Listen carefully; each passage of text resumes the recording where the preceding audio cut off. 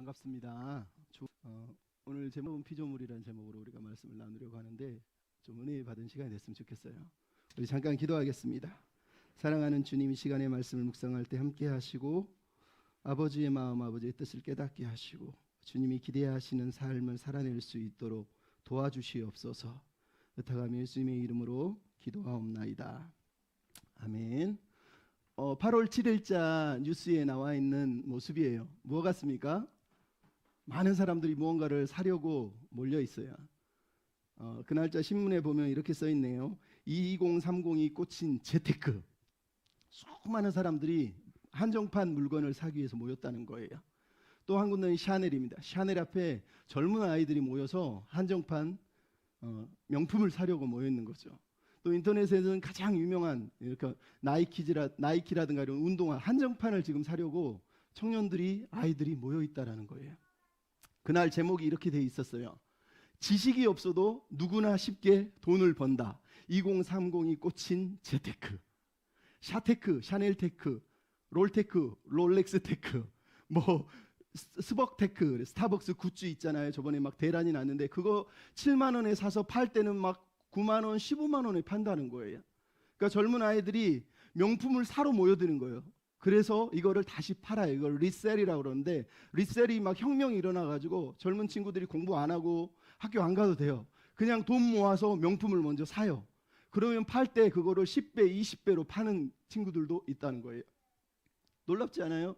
특히 GD가 신었던 그 나이키 하나 있던데 그게 21만 원짜리래요. 근데 그런 게 명품인데 한정판이다 보니까 나중에 팔 때 되면 하나에 1200만 원에 판다는 거예요.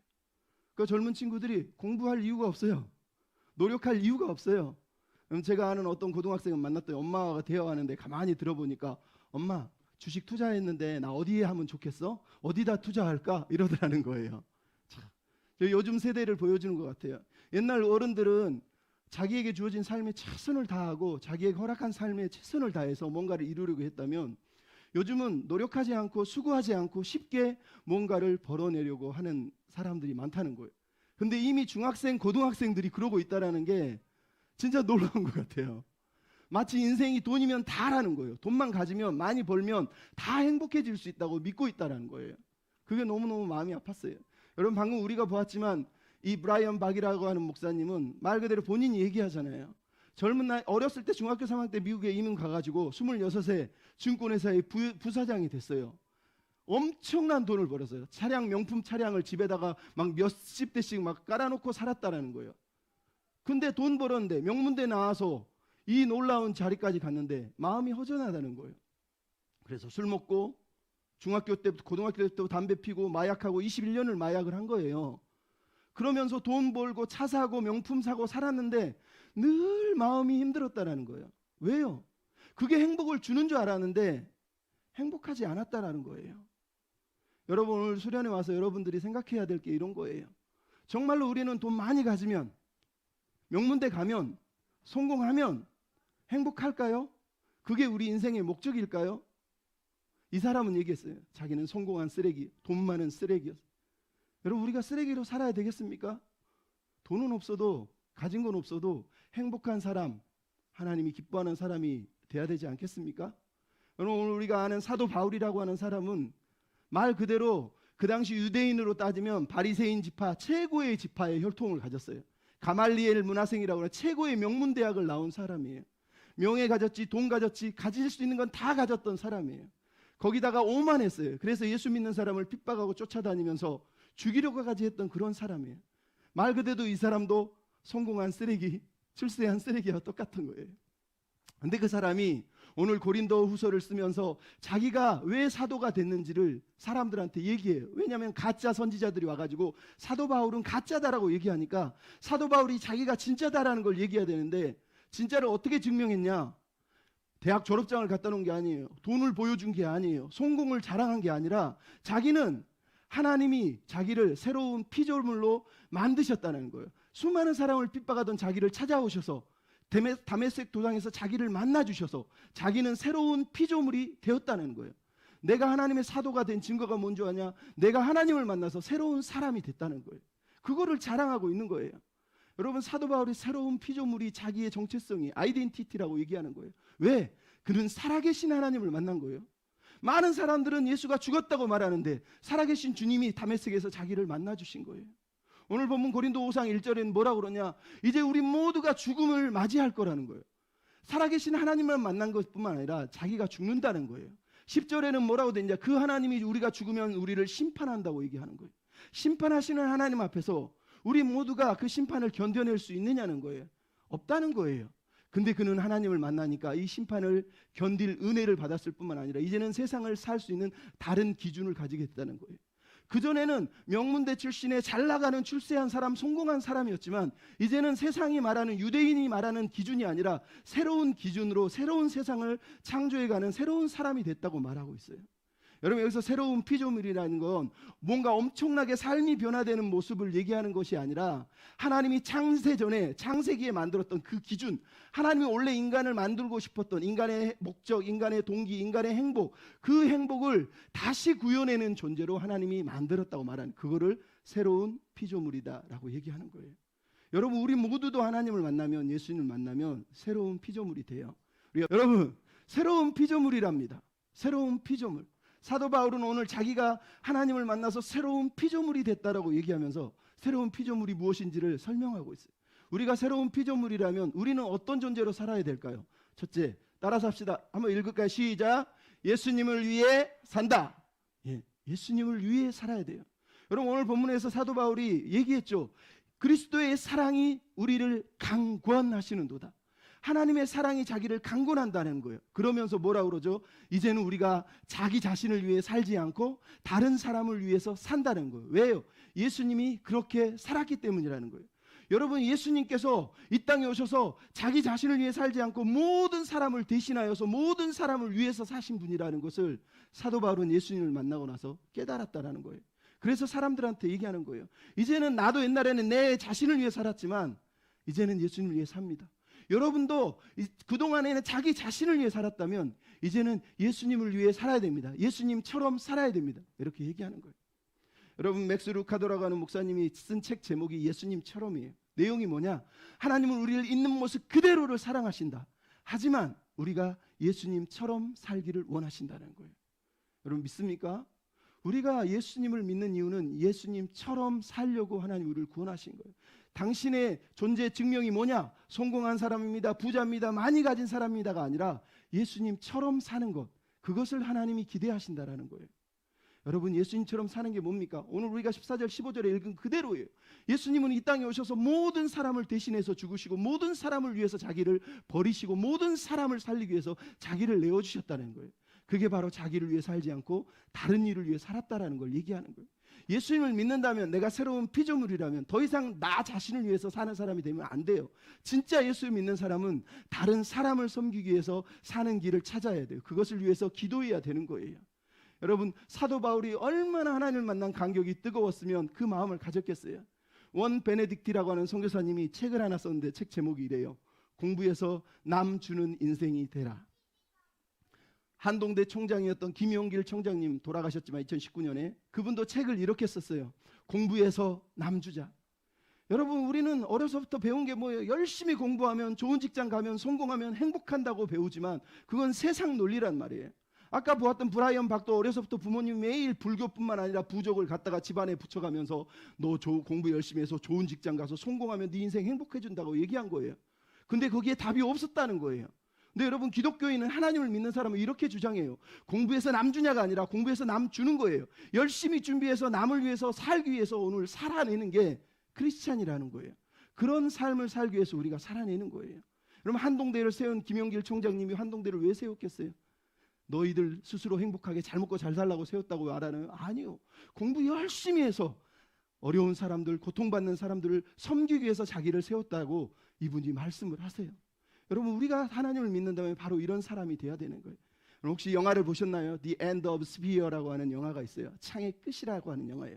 이 영화에 나오는 주인공은 짐 엘리엇이라고 하는 선교사예요. 이분은 미국 휘튼 대학교에서 가장 잘 나가는 최우수 장학생을 받았던 그런 뛰어난 능력을 가진, 공부를 너무너무 잘했던 사람이에요. 근데 이분이 예수님을 만나자 에쿠아도르라고 하는 아우카족이라고 하는 식인종들에게 찾아가서 복음을 전하다가 창에 찔려서 죽임을 당해요. 사람들이 야, 너 그렇게 공부 잘하는데 왜 선교를 가니? 너 성공하기 위해서 좋은 직장 가면 안 되겠니? 포기했어요. 왜? 예수님이 나를 위해 죽으신 것을 깨닫고 자기도 남을 위해서 살겠다고 결심을 하고 가신 분이 짐 엘리엇이에요. 이분만 있는 게 아니에요. C.T. 스터드라고 하는 영국 캠브리지를 나왔던 가장 탁월한 영국의 크리켓 대회 1등을 했고 최우수 선수뿐만 아니라 이 사람은 캠브리지 7인이라고 해서 7명의 가장 유능한 장학생들이 함께 모여서 기도하고 하나님의 나라를 위해서 꿈꿨던 대학생이었어요. 부도 영광도 명예도 다 보장돼 있었어요. 하지만 그는 모든 걸 포기하고 중국으로 선교를 떠나요. 사람들이 그랬어요. 왜 무엇 때문에 그 엄청난 공부하고 그 많은 것 준비했는데 희생하느냐? 왜 희생하느냐? 이분이 얘기했어요. 그리스도께서 나를 위해 죽으신 게 맞다면 내가 주님을 위해 하는 어떤 것도 희생이 아니다라고 얘기한 거예요. 왜? 주님이 우리를 위해 죽었다면 우리도 남을 위해 섬겨야 된다고 믿었기 때문이에요. 뿐만 아니에요. 여러분, 여기 보이는 이 사람은 윌리엄 보든이라고 하는 사람이에요. 미국의 낙농업계 갑부의 아들로 억만장자의 아들로 태어났어요. 아예 그냥 가만히 살아도 억만장자로 사는 거예요. 그런데 고등학교 때 예수님을 믿게 되고 부모님이 우연히 세계여행 선물 티켓을 줘서 세계여행을 가다가 세계여행을 돌아다니는데 너무너무 가난하고 힘겹게 사는 사람들이 많은 거예요. 그걸 보고 마음이 아팠어요. 그래서 성경책 뒤에다가 이렇게 썼어요. No reserves. 남김없이 내 인생을 주님을 위해 쓰겠습니다. 그리고 나서 미국의 예일이라고 하는 유명한 대학에 들어가서 예일대에서 엄청나게 공부를 열심히 합니다.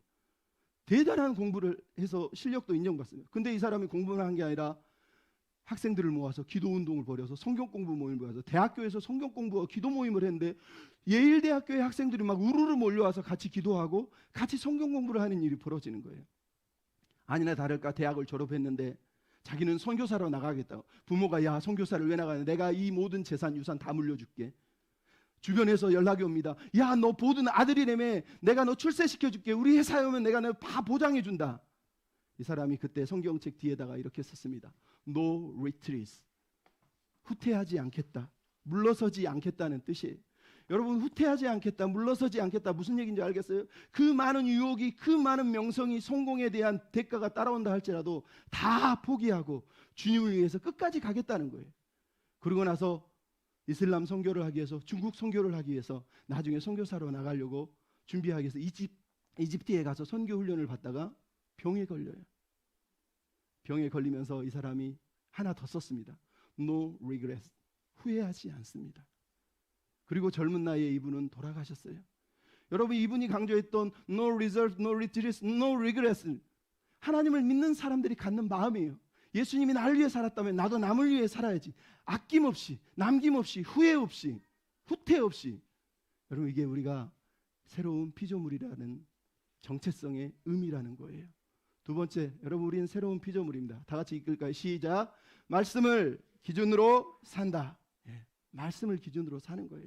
여러분, 그 이전에는 내 기준이 어디서 오느냐? 세상으로부터 오는 거예요. 세상 사람들이 이거 가지면 행복할 거야, 이거 가지면 행복할 거야, 이거 누리면, 이거 공부하면 너 장래가 보장된다. 세상이 우리에게 던져주는 기준이에요. 여기 앉아있는 학생들도 다 그럴걸요. 너 왜 거기 공부하니? 너 왜 학교 가고 싶니? 너 왜 그걸 꿈꾸니? 나는 꿈이 있어요, 없어요? 물어보면 다 그 이유가 세상 기준에 딱 붙들려 살아가고 있다는 거예요. 근데 사도 바울이 지금 뭐라 그럽니까? 우리가 새로운 피조물인 이유는 이전 것, 이전 기준, 이전 생각, 이전 기준으로 사람을 판단하지 않고 새로운 기준으로 이제는 세상을 바라보게 됐다는 거예요. 예수조차도 옛날에는 육신의 눈으로 봤지만 이제는 예수님도 육신의 눈이 아니라 새로운 눈으로 바라본다는 거예요. 그게 뭐겠어요? 세상 기준이 아니라 하나님의 말씀을 기준으로, 하나님의 마음을 기준으로, 하나님의 비전을 기준으로 자기 인생을 삼았다라고 얘기를 하고 있는 거예요. 여러분, 우리 인생의 기준이 세상이 주는 것이 되면 안 돼요. 세상 사람들이, 주변 내 친구들이 매일 몰려다니면서 보여주는 것이 내 기준이 되면 우리 인생 망가지는 거예요. 하나님을 믿는다면, 새로운 피조물이라면 우리는 하나님의 말씀이 기준이 돼야 되는 거예요. 거기 두 명 친구 고개 좀 들어봐요. 그래도 수련회인데, 여러분, 사도 바울은 이렇게 얘기했어요. 표대를 향하여 예수 그리스도 안에서 하나님이 위에서 부르신 부르심의 상을 위하여 달려가노라. 예수님을 만나고 나니까 표대, 기준, 표대, 목적, 목표가 생겼다고 얘기를 하는 거예요. 전혀 다른 기준을 가지고 살아간다는 거예요. 사도 바울의 사명은 그래서 뭐라고 그러면 나의 달려갈 길과 주 예수께 받은 사명, 그 은혜의 복음을 증거하는 일, 나의 생명을 조금도 귀하게 여기지 않겠다고 말한 사람이 사도 바울이에요. 예수님을 만나기 전에는 그렇게 못 살았어요. 하지만 예수님을 만나니까 인생의 기준이 바뀌어버렸다는 얘기예요. 그 이전에는 바리새인이고 가말레알 문화생이고 제일 잘 나가는 자기 혈통과 자기 어떤 출세의 요구를 향해서 자랑했지만 이제는 예수님 외에는 자랑하지 않는다는 거예요. 왜? 말씀이 기준이 됐기 때문에, 말씀 때문에 무엇이 진짜 행복의 길인지를 깨달았기 때문에 그런 얘기를 하고 있는 거예요. 여러분 여기 보이는 사람이 오스왈드 챔버스라고 하는 사람, 영어로 옆에 보면 My Utmost for His Highest라고 써 있어요. 이분이 쓴 책의 내용이 뭐냐? 나의 모든 삶의 최선을 나의 최고에 되시는 주님께 올려드리는 게 인생의 목적이다라는 의미로 이 책을 썼어요. 여러분 우리가 누구냐? 세상 사람 앞에서 내가 얼마나 좋은 존재인지, 내가 얼마나 출세했는지를 보여주게 사는 게 아니라 내가 주님의 것이라는 것을 믿고 사는 게 진짜 우리의 삶의 목적이라는 거예요. 내가 주님의 것이라면 주님을 위해 사는 거예요. 내가 하는 오늘의 최선도 주님을 위해 사는 것이라는 얘기를 하는 거예요. 우리에게 그런 마음이 필요해요. 왜 공부하지? 그랬더니 출세하려. 왜 공부하지? 부모가 시켰어요. 왜 공부하지? 어쩔 수 없었어요. 그건 예수 믿는 사람의 대답이 아니에요. 왜 공부합니까? 예수님 때문에. 왜 공부합니까? 예수님을 위해서 나의 최선을 드리겠습니다 라고 고백하는 게 여러분 세대에, 여러분 학생들이 해야 될 믿음의 고백이라는 걸 잊으면 안 돼요. 여러분 이 나이에 와가지고 교회 다니면서 왜 교회 다니는지, 왜 예수 믿는지도 모르고 와서 맨날 예배 드리다가 졸다가 그냥 시간 보내다가 부모가 억지로 교회 예배 가라고 그래서 예배 드리고 가는 게 무슨 그 의미가 있어요? 왜 그 시간을 낭비합니까? 그렇게 하면 낭비가 되는 거예요. 이 시간 여기 앉아있는 이 순간이지만 나의 최선을 주님께 나 드립니다 그러면서 My utmost for His highest, 주님께 나의 최선을 드립니다라고 고백할 때 주님이 우리의 삶을 받으시고 기뻐하는 거예요. 여러분 그런 삶을 살아야 되지 않겠어요? 아까 얘기했던 한동대 김영길 총장님 돌아가셨지만 이분은 대학을 세울 때 1995년에 한동대학을 기독교 대학을 세웠어요. 세운 이유가 뭐냐? 공부해서 남주자, 정직하게 살자. 우리는 세계 시민으로서 나를 위해서만 아니라 세계의 사람들을 섬기기 위한 학교를 만들자. 그래서 한동대를 세운 거예요. 그중에 이분의 모토가 뭐냐? 정직이 세상을 바꾸고 성실이 세상을 움직인다는 거예요. 학생들에게 매일 주입한 거예요. 예수 믿는 사람은 말씀 때문에 정직해야 돼요. 말씀 때문에 성실해야 된다는 거예요. 아니나 다를까 한동대 졸업생 중에 한 명이 한국의 모 기업에 입사 시험을 보러 갔어요. 시험관이 들어왔어요. 시험지를 다 나눠주고 이 시험 문제 잘 풀면 여러분 1등할 수 있습니다. 그러고 나가버렸어요. 근데 문제가 너무 어려웠어요. 사람들이 시험관도 안 보이지, 아무도 안 보이니까 웅성웅성하면서 쪽지를 돌렸어요. 근데 한동대에 졸업했던 이 친구만큼은 쪽지를 보지도 않고 거절해요. 다른 사람들은 다 답을 썼는데 이 사람은 백지를 딱 냈어요. 그리고 나중에 합격자가 발표됐는데 백지를 낸 한 사람만 합격을 한 거예요. 왜? 원래 답이 없는 거였어요. 원래 문제에 답이 없었다는 거예요. 얼마나 정직한지를 보고 싶었던 거예요. 근데 학생들은 성공하고 싶어서, 빨리 가고 싶어서 컨닝을 하고 쪽지를 나눠준 거예요. 근데 한동대에서 배운 대로 공부해서 남주자, 정직하게 살자, 이걸 배웠기 때문에 컨닝을 안 한 거예요. 백지를 그냥 내버린 거예요. 그랬더니 시험관이 너는 합격을 시킨 거예요. 또 한 기업에서, 한동대에서 하나는 미국 뉴욕 쪽에서 하나는 미시간 쪽에서 공부하는 두 학생이 같은 회사에 면접을 보게 됐어요. 시험관이 가만히 보니까 둘 다 출신이 한동대인 거예요. 근데 둘 다 너무 공부를 잘하는 거예요. 너무 뛰어난 거예요. 그래서 둘 다 뽑을 수는 없으니까 질문한 거예요. A에게 너 혹시 저쪽에 있는 B라고 하는 학생을 아느냐? 압니다. 저 친구 실력이 어떠냐? 그랬더니 A가 그럽니다. 저 친구가 저보다 너무 탁월합니다. 저 친구는 정말 대단한 친구입니다. 이 말이 되나요? 우리 같으면 저 친구 좀 똑똑한데요. 그래도 제가 조금 낫죠 이러지 않겠어요? 신기하게 이번에는 B를 불렀어요. 똑같이 B에게 너 A 저 친구 아느냐? 그랬더니 압니다. 너 저 친구에 대해서 어떻게 생각하느냐? 이번에 이 친구가 얘기합니다. 저 친구가 저보다 훨씬 공부도 많이 하고 훨씬 똑똑하고 지혜로운 친구입니다. 저 친구를 추천합니다. 이랬다는 거예요. 그래서 회사 사장이 결국 2명을 다 뽑았다는 거예요. 여러분 왜 한동대 출신들이 다 그런 건 아니지만 그러려고 했겠어요? 이분이 가졌던 이 모토 때문이에요. 정직하게 말씀을 기준으로 세상 앞에 부끄럽지 않게 당당하게 살자는 거예요. 왜 예수 믿는 사람이 성공하려고 출세하려고 많이 가지려고 하느냐? 말씀을 기준으로 말씀대로만 살면 되지 않느냐는 거예요.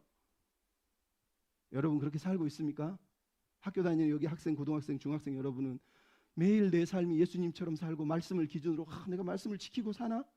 이렇게 살고 있냐고요. 그냥 교회에서는 예수 믿는 척하고 학교 가서는 친구들하고 담배 피고 아니면 욕하고 막 음담패설하고 막 헛소리하면서 안 그러면 갑바가 뭔가 안 서니까 막 자기 자랑하는 자기도 모르게 그 또래 집단에 이렇게 사는 거 아니냐고요. 그런 믿음 하나님이 기뻐하지 않아요. 하나님이 기대하시는 믿음을 가져야 돼요. 여러분 여기가 교도소입니다. 청송교도소라고 우리나라에서 가장 극악한 범죄자들이 모여 있는 곳이에요. 청송교도소의 죄수들은요 자기가 성질이 나면은요 여기서 여기를 바늘로 찔러가지고요 여기를 입을 스스로 눈 뜬 채 입을 꼬매기도 하고요 병 이런 거 조그만 거 가지고 배를 갈라서 스스로 배를 찢기도 할 정도로 극악무도해요. 사람들에 대한 예의도 없고요 자기 욕심 자기 감정을 그대로 다 노출하는 사람이에요. 근데 여기에 교도관 중에 한 명이 박효진이라고 하는 분이 있었어요. 이분은 교회는 다녔는데 날라리 집사였어요. 날라리 집사인 이유는 청송교도소의 죄수들을 상대해야 되잖아요. 매일 폭언하고 학대하고 죄수들이 많아라면 몽둥이로 두드려 패고 독방에 가두고 고문하고 이게 자기가 하는 일이에요. 그래서 별명이 지옥에서 온 박주임이야. 아니 예수 믿는 사람이 교회선 집사인데 교도소의 별명이 박주임이에요. 지옥에서 온. 얼마나 악랄했는지를 그대로 보여주는 거예요. 그렇게 무지하게 살았어요.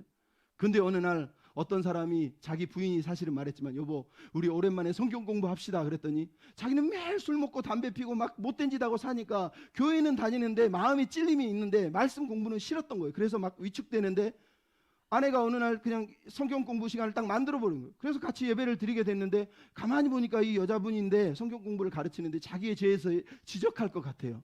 그러니까 이분이 먼저 선수를 친 거예요. 집사님 성경에 보니까 술 먹는 거 죄라고 안 써있고 담배 피는 거 죄라고 안 써있는데 대체 왜 사람들은 술도 못 먹게 하고 담배도 못 피게 합니까? 그게 왜 죄입니까? 이래버린 거예요.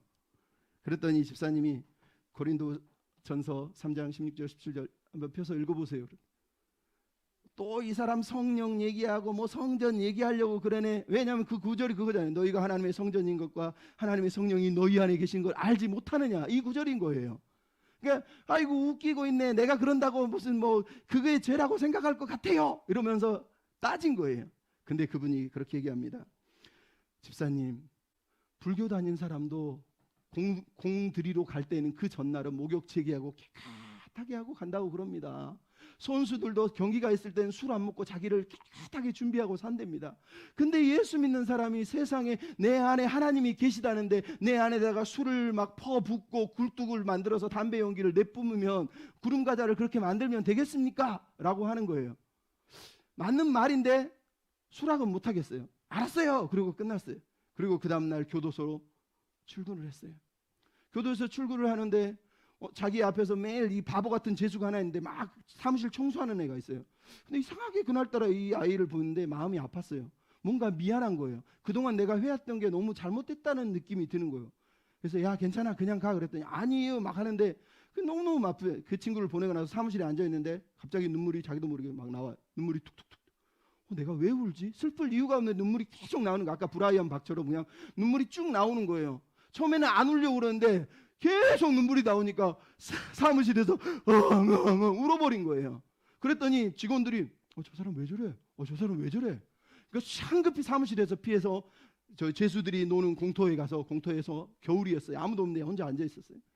근데 갑자기 눈물이 뚝 떨어지는데 자기는 추워서 처음엔 그런 줄 알았는데 추운 게 아니라 눈물이 계속 흐르는 거예요.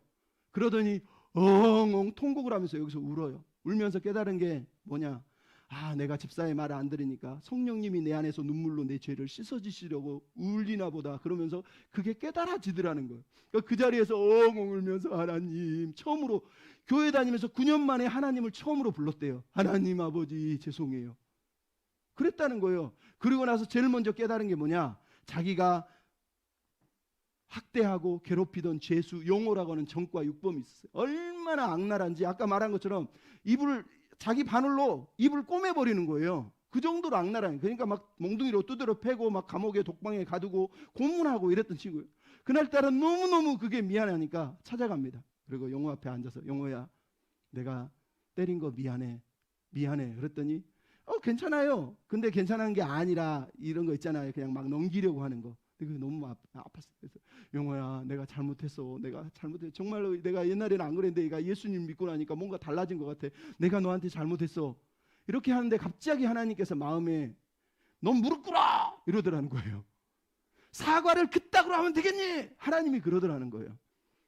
그래서 이 사람이 하나님, 내가 그래도 교도가 아닌데 죄수 앞에 무릎을 꿇어요. 그냥 사과하면 됐죠. 당장 무릎 꿇어. 그 자리에 무릎을 탁 꿇었어요. 그리고 영호야, 내가 잘못했어. 하나님, 내가 진짜 하나님을 만났는데 내가 그동안 산 게 잘못한 것 같아. 내가 이제는 제대로 살아보려고. 그랬더니 영호가 그 자리에서 그때서야 눈물을 펑펑 흘리면서 아니에요, 괜찮아요, 무슨 잘못이 있어요, 제가 나쁜 놈이에요, 그러면서 막 둘이 막 엉엉 우는 거예요.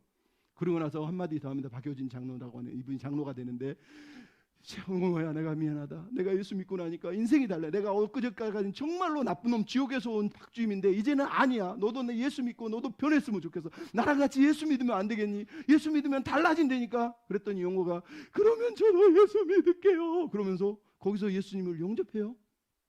그리고 나서 그때부터 영호가 자기 방에 들어가서 죄수들을 모아놓고 자기가 만난 예수님뿐만 아니라 박효진이라고 하는 사람이 만난 예수님에 대해서 얘기해요. 예, 내가 너한테 할 말이 있는데 있잖아. 박효진이라고 하는 사람이 지옥에서 온 박주임이야. 얼마나 악랄한지. 근데 예수를 믿더니 사람이 완전히 변했어요. 야, 그분 믿고 나니까 나도 예수님이 살아계신 것 같다. 나도 예수님을 믿어. 너희도 예수님을 믿지 않겠니? 막 엉 우니까 사람들이 알았어요, 우리도 막 그러면서 자기들이 지은 죄를 서로 고백하면서 예수를 믿는 일이 벌어져요. 그러다가 신입들이 또 들어오면 있잖아 불러가지고 또 내가 박효진 장로를 만났는데 막 이러면서 또 막 하는 거예요. 그러더니 어느 날 이 사람이, 영호가 주임님, 저 다른 감방으로 옮겨주세요. 그랬더니 너 왜 힘들어? 그랬더니 아니요, 다른 감방에서도 전도하고 싶어요. 재수가 변해버린 거예요. 그래서 이 사람이 쓴 책이 하나님은 아무도 포기하지 않는다는 거예요. 여러분, 하나님을 믿는 사람, 하나님 말씀대로 사는 사람을 통해서 세상을 바꿔가기를 원하세요. 박효지라는 사람은 교회 다니는데 날라리 집사로 맨날 술 먹고 담배 피고 폭행하고 욕하고 구타하던 사람이에요. 예수님을 진짜 만나니까 변하잖아요. 여러분, 우리가 이 자리에 앉아있지만 여러분이 예수 믿는지 전 몰라요. 왜? 그건 하나님만 아세요. 하지만 예수님을 믿으면 삶은 바뀌게 돼 있어요. 어저께 욕하고 어저께 싸우고 어저께 담배 피고 어저께 음담패 살아가는 사람이 오늘 바뀌는 게 예수를 믿을 때 일어나는 새로운 피조물의 변화예요. 왜? 삶의 기준이 바뀌니까. 그 이전엔 친구들이 들려주는 얘기, TV에서 보여주는 얘기, 광고 얘기, 뭐 한정판이 비싼데 좋다더라, 재테크가 좋다더라, 이게 내 기준이 되면 이제는 하나님의 말씀이 나의 기준이 되기 때문이에요. 아까 브라이언 박이라고 하는 사람이 자기 인생의 목표가 뭐냐? 진실한 크리스찬이 돼서 예수쟁이로 사는 거라는 거예요. 여러분, 뉴욕에서 월가에서 월스트리트에서 엄청난 부를 가졌던 이 사람이 예수를 믿고 나서 하나님이 모든 재산을 다 가져가 버렸어요. 지금 뭐하고 사는지 아세요? 아까 우리가 봤잖아요. 전국을 돌아다니면서 예수님을 전하고 있어요. 그 전에 그 삶이 하나도 부럽지 않대요. 왜? 그때는 인생의 목적이 몰랐는데, 인생의 의미를 몰랐는데 지금은 예수 믿는 게 너무 행복하다는 거예요. 그래서 꿈이래요. 진실한 크리스찬이 되고 싶은 것. 여러분은 어떤 사람이 되고 싶습니까? 여러분 아마 이 자리에 와서 그럴 거예요. 나는 꿈이 뭐지? 내 꿈은 뭘까? 나는 어떤 꿈을 꿀까? 여러분이 꿔야 될 꿈은 이거예요. 진실한 크리스찬이 되는 거예요. 매 순간 정직하게, 진실하게 하나님이 원하는 사람이 되는 것을 하나님이 원하는 거지, 여러분이 부자 되는 거, 무슨 뭐 성공하는 거, 그건 하나님이 기대하는 삶이 아니에요. 왜? 성공한 쓰레기들, 출세한 쓰레기들, 돈 많은 쓰레기들 세상에 널렸거든요. 하나님이 그 사람들 보고 니네들 다 내 백성이야, 좋아, 그러시나요? 아니요. 쓰레기는 쓰레기인 거예요. 하지만 말씀대로 사는 사람을 하나님 기뻐하시는 거예요. 마지막으로 여러분 따라서 한번 읽어보시죠. 시작. 그리스도의 대사로 산다. 대사가 뭔지 아죠? 엠바사더. 대사. 하나님을 대신한, 예수님을 대신한 삶을 말하고 있어요. 오늘 보면 우리가 안 읽었지만 18절로 21절에 새로운 피조물이 되어서 사도 바울이 하고 있는 게 뭐냐? 예수 그리스도의 대사가 돼서, 화해의 대사가 사신이 되어서 많은 사람들에게 예수님의 사랑을 증거하기 위해서 산다는 거예요. 그 이전에는 자기 자신을 위해서, 자기 만족을 위해서, 자기 꿈을 위해 살았지만 이제는 삶이 변했어요. 너 삶의 이유가 뭐야? 그랬더니 예수님의 사랑을 증거하는 자로 이제는 살겠다는 거예요. 여러분, 제가 아까 말하는 게 바로 이거예요. 하나님이 우리에게 원하시는 건 오늘 내가 예수님을 닮아서 오늘 예수님의 사랑을 품는 자가 되는 거, 하나님이 그것을 기대하는 거예요. 여러분, 아까 얘기했던 원 베네딕티라고 하는 선교사가 너 뭐가 되려고 그러니? 라고 하는 책을 썼어요. 또 하나는 사명으로 일어나라는 책을 썼어요. 이 책을 쓰인 이유가 뭐냐? 세상은 빽이 있어야, 돈이 있어야 출세한다 그러는데 아니다. 우리에게 필요한 건 사명이 필요하다는 거. 세상 사람은 그냥 많이 먹고 사는 것이 인생의 전부라고 믿지만 진짜 사명은 그런 게 아니라는 거예요. 진짜 사명은 뭐라고요? 남에게 유익을 주는 거라는 거예요. 남에게 유익을 주는 거라는 거예요. 그래서 온 베네딕트 선교사가 항상 강조하는 거 있어요. 10대에는 꿈을 꾸고 20대에는 준비하고 30대에는 영향력을 발휘하라는 거예요. 이게 무슨 말인지 알겠어요? 여러분 여기서 꿈을 보면서 어떤 사람은 나는 꿈이 뭐지? 나는 어떤 꿈이지? 하나님은 나에게 어떤 꿈을 주셨지? 저는 여러분에게 그런 꿈을 얘기하지 않습니다. 여러분 20대의 꿈을 꾸라, 10대의 꿈을 꾸라는 말은 여러분 10대의 가슴에 하나님의 마음, 하나님의 비전, 하나님의 사랑을 여러분 가슴에 가득 담고 있으라는 얘기예요. 그게 여러분 10대에 준비해야 될 마음이에요. 10대에 내가 뭐 의사가 될까, 박사가 될까, 대통령이 될까, 그런 꿈을 가져봤자 아무 의미 없어요. 왜? 하나님 여러분 20대, 30대 때마다 여러분을 하나님이 원하시는 길로 인도할 것이고 여러분을 사용하실 것이에요. 하나님의 뜻과 목적대로 쓰는 거지 여러분 꿈대로 쓰지 않아요. 요셉의 꿈을 꿨다고 해서 하나님이 요셉의 꿈이라고 그러냐? 하나님이 꾼 꿈을 요셉에게 줬을 뿐이고 요셉을 그 꿈대로 인도하신 것처럼 여러분에게도 마찬가지. 그러므로 여러분 10대에게 우리에게 가장 필요한 꿈은 뭐냐? 내가 하나님의 마음을 갖는 거예요. 내가 예수님의 사랑을 내 안에 가득 갖는 거예요. 내가 하나님의 비전을 내 마음에 가득 담고 사는 거예요. 그것만 있으면 돼요. 10대에 다른 꿈 안 가져도 된다니까요. 진실한 크리스찬이 돼서 정말로 하나님이 보시는 눈으로 보고 하나님이 생각하는 기준으로 생각하고 하나님이 아파하시는 것을 아파하는 사람이 되면 그 크리스찬을 통해서 그 믿음의 한 사람을 통해서 하나님은 세상을 바꿔 나가실 거예요.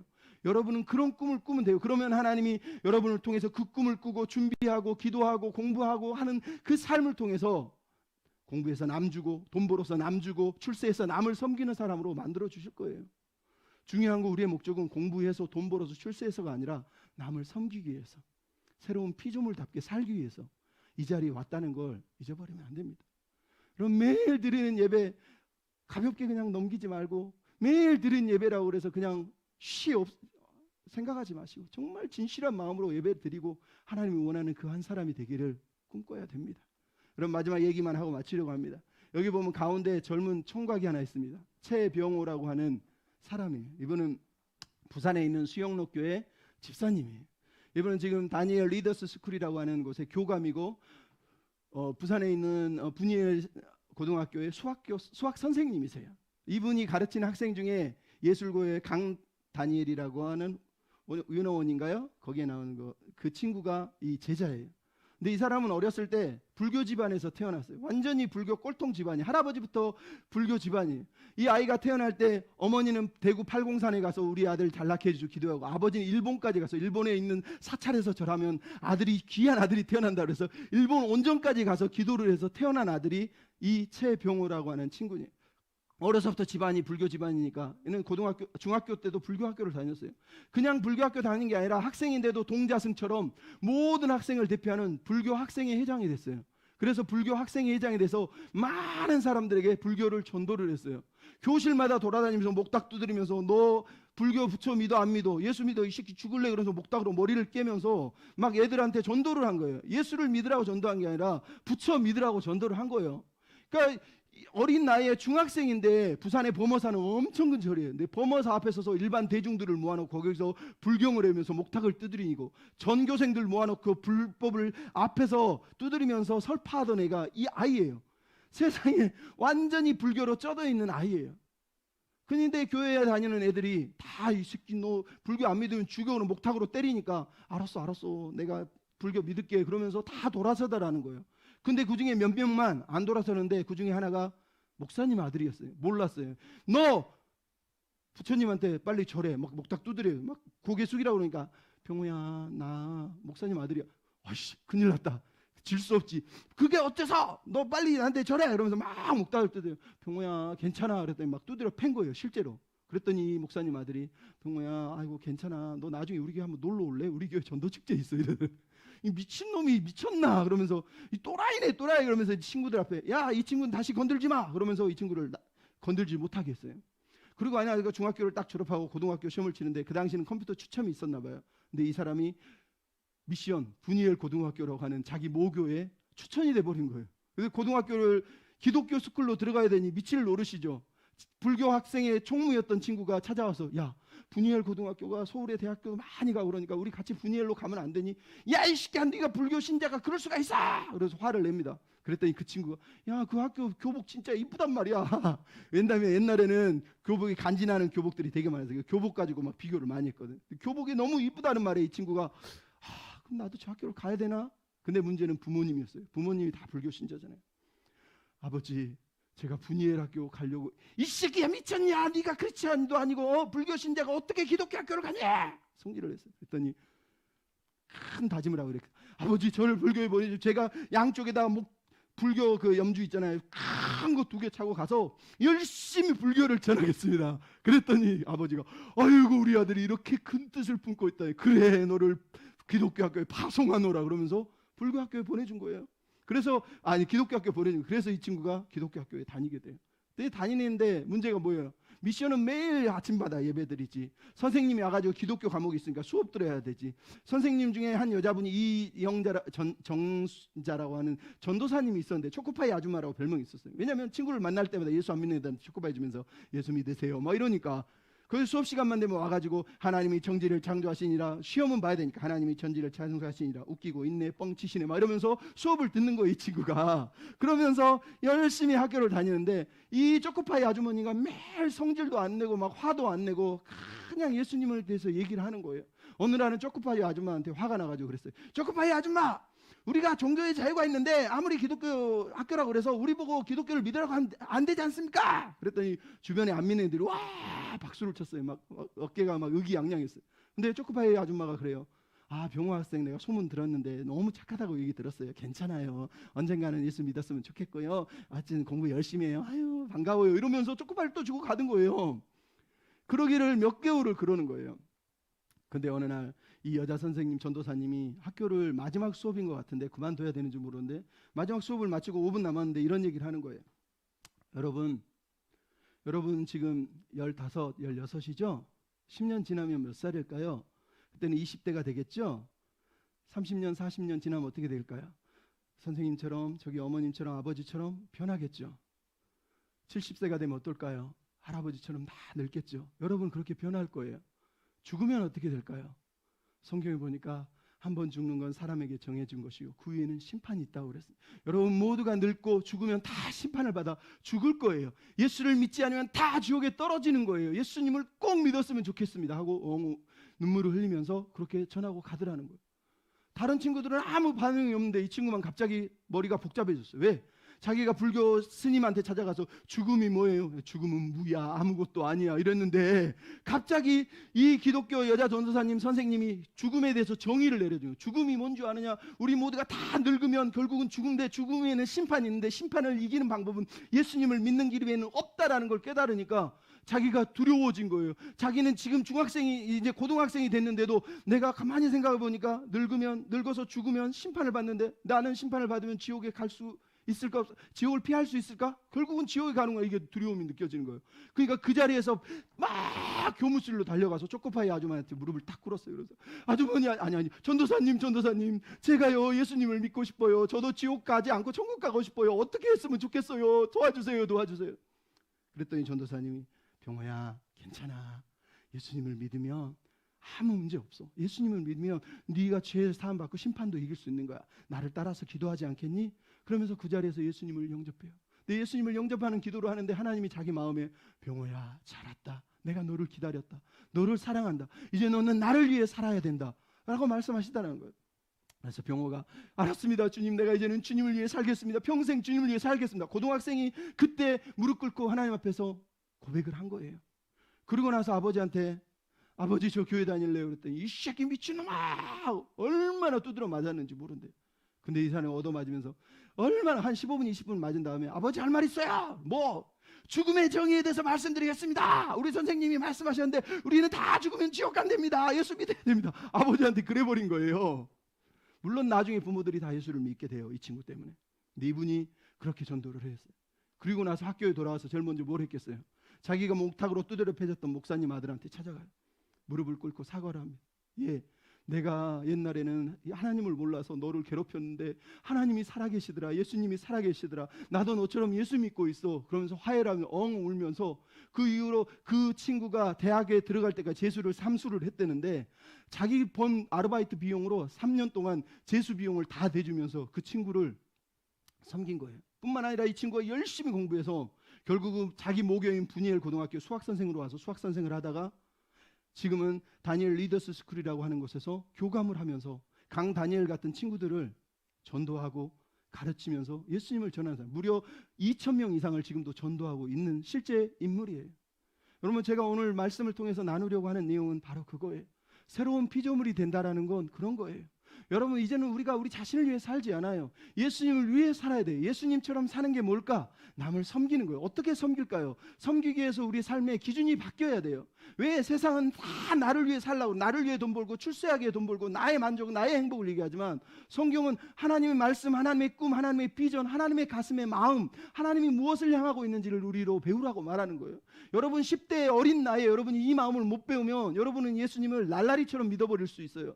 하지만 10대에 하나님의 마음을 배우면, 하나님의 꿈이 뭔지를 알면, 세상을 향한 아버지의 마음을 알면, 가난한 사람, 고통받는 사람들을 향한 아버지의 마음을 알면 여러분의 인생은 달라진다니까요. 공부를 왜 합니까? 하나님을 위해서. 왜 공부합니까? 하나님의 나라를 위해서요. 당당하게 외칠 수 있는 거예요. 왜 공부해서 남 도와주고 남 위해서 살려고요 라고 말할 수 있다니까요. 그럼 그런 사람이 돼야 돼요. 마지막으로 우리가 그리스도의 대사가 돼서 사는 거예요. 여러분, 학교에서 아까 봤잖아요. 목탁으로 두드려 패서 나는 예수 믿는 사람이에요. 예수님을 부인할 수 없어요. 너 우리 교회 오지 않겠니? 거꾸로 얘기할 수 있는 담대함이 어디서 나옵니까? 여러분, 친구한테 얘기할 수 있어요? 친구한테 그렇게 말할 수 있어요? 여러분, 우리가 예수님을 믿는다면 사도 바울이 말하는 거예요. 나는 옛날에 핍박자였다. 출세한 성공한 쓰레기였다. 하지만 이제 예수님 때문에 새로운 피조물이 됐다는 거예요. 여러분도 새로운 피조물입니다. 새로운 피조물답게 예수님을 위해서, 하나님의 나라를 위해서 말씀을 붙잡고 하나님의 대사로 살아가는 저와 여러분이 다 됐으면 좋겠어요. 아멘. 우리 찬양 그가 오신 이유 같이 한번 부르시고 기도하고 마쳤으면 좋겠습니다. 왜 주님이 이 땅에 오셨습니까? 우리로 하나님의 꿈을 꾸게 하려고. 우리가 이 시간 찬양 소리내어서 부르시면서 나아갑시다. 말씀을 생각하며 함께 찬양합시다. 주신 그